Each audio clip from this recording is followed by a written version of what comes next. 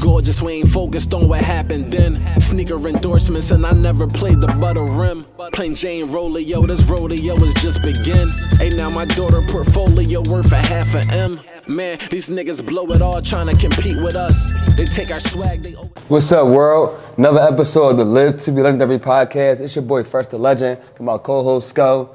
Today's guest, this is Mr. High Class, man. High class flow, high class flights, high class bars, high class clothes. Everything's pristine.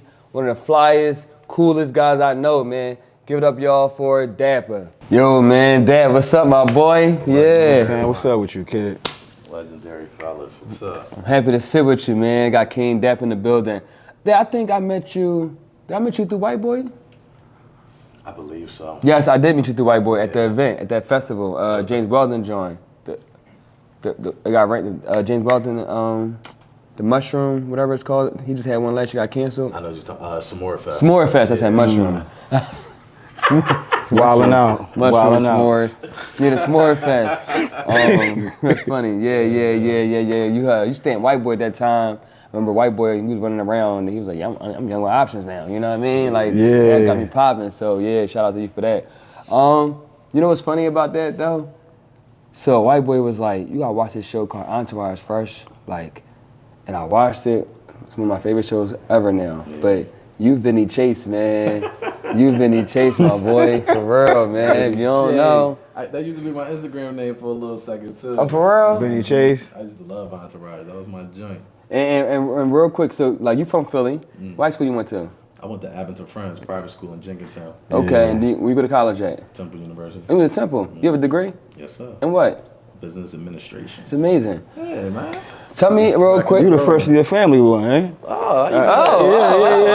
Yeah. Talk about that. Both sides. How they? Mom's side. Yeah, what they call you, the golden child? Yeah. Pop card, Yeah, man. I'm already knowing. Tuned in. Some research. I'm already Them knowing. boys I'm go. already knowing. How that feel to be first? You the first one, and then you got siblings? Yeah. So to be coined a golden child, how that feel too? So that's a two-part That's joint. awesome.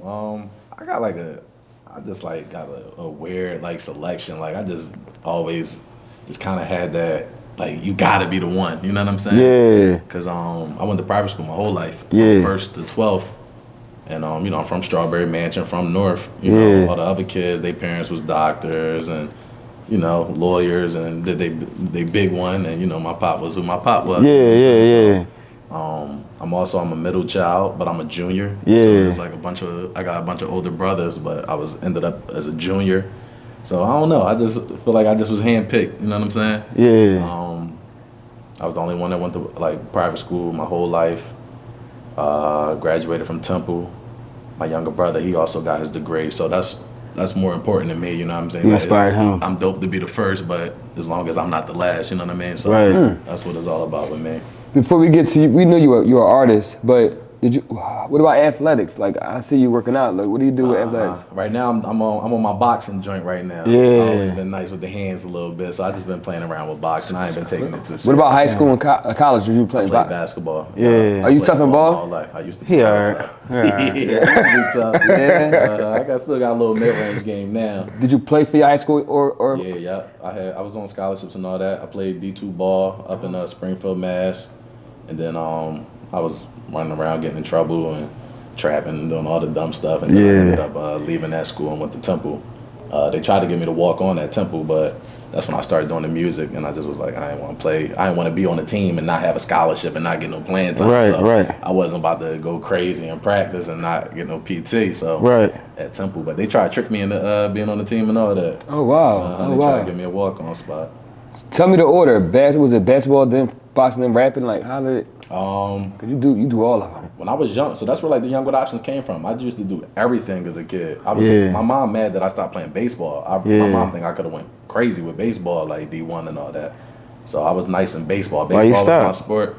It wasn't cool. Nah, I made varsity. I didn't really have no passion for baseball. Like when baseball season would come around, I would just play and I would cook, but I wouldn't like train and practice. Like basketball, I was like, off season, I'm still going crazy. You know what I'm saying? But I didn't really have no real love for baseball. I just had a natural talent for it. But my freshman year, I made varsity as a freshman, And then the orientation or whatever, I remember the coach said something like, he just tried to like make like an example out of me. I was like the cool black kid, only like freshman that made varsity. And he screamed out something like day one, like, yeah, if you want to, you can get the hell out, Anthony. And lost you. And I was like, you know what, I'm gonna fly out. And I kind of like regret it, you know what I mean? Like young and like prideful, you know what I'm saying? And he was being a jerk, he really was, but I wish he would have been like, yo, that wasn't cool and called me back. Yeah. I would have went D1. D1 baseball? Sure. I was nasty, bro. What position you played? Third base, first base. Oh yeah, third base. Nasty, If you play first base, then you good. That's the most important shit, yeah. Yeah. And what batter you batter up at? What? I used to be like around 5 or 6. Okay. Clean up. Yeah, clean up. up. Dogs go, then I'm right there holding it down. Yeah. Wow, so baseball, getting the RBIs and then shit. basketball, then boxing. I used to be nice. I do the boxing now. Like it started off as something just to stay in shape and conditioning. Like when I want to slim down and go crazy, boxing is it. Like I lose 20 pounds in like a month with boxing. Like, And how do you lose the weight? Something when you eat, water, like what do you do? When I'm trying to lose the weight. I'll do like a fast where I'll drink like water and fruit up until around like 7 p.m. and then I'll eat one meal, protein, carb, and a veggie, and that'll be it. So I'll like narrow down to like 1 meal a day or like have like one window of eating, kind of like fasting like during Ramadan. Like same idea. Boxing's in the best shape. The boxing's got the most fit. Cardio, all like everything 3 minutes on, 30 seconds off. Like, you kind of pay attention to the clock, like an actual boxing match. So if you're just working out like that, you're only taking 30 seconds break. And 30 minutes jumping rope, 30 minutes shadow boxing, 30 minutes hitting the bag. Like, cut up like that shit'll cook you. Okay. Real fast. And then I started being competitive with it. Everybody, you know how it is. Everybody around you, they all training for fights and all that. So then I stepped in. I took a couple of amateur fights and all that. You took a fight, like 2 months ago? Yeah. Where was that fight at? Licora Center. What's your amateur record? What's your boxing record in general? I lost the first one. 1-1-1. All right. You been knocked out? Come on, man. I've never touched the canvas. All right.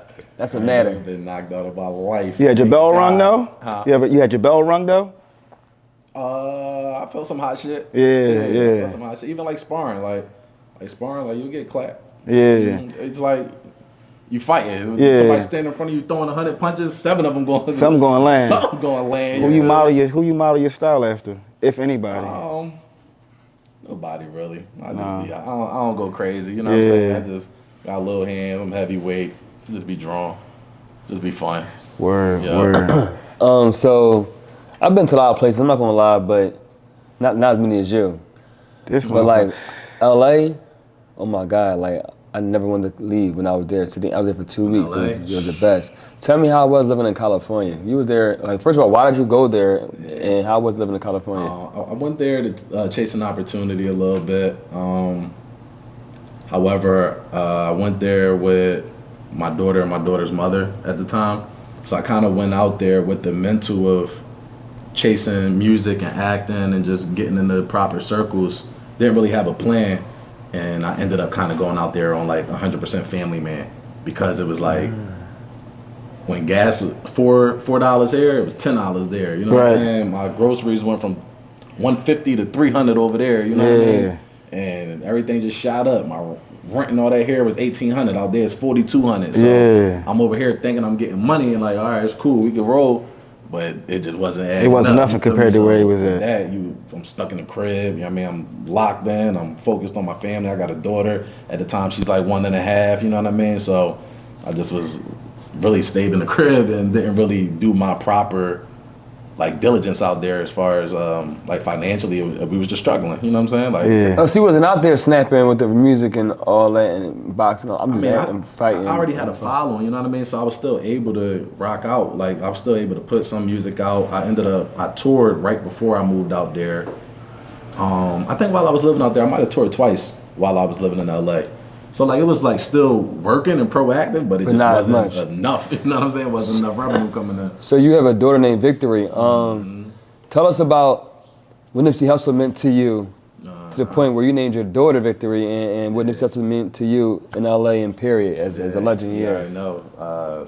Love Hustle, man. I was following him forever, like since Bullets with no name on it. Like, Sheesh. Yeah, like I was on. Like when Nip died, so many people called me like, Dad, like, 'cause you gotta think like a lot of people from over here didn't really know who Nip was. He died. He passed.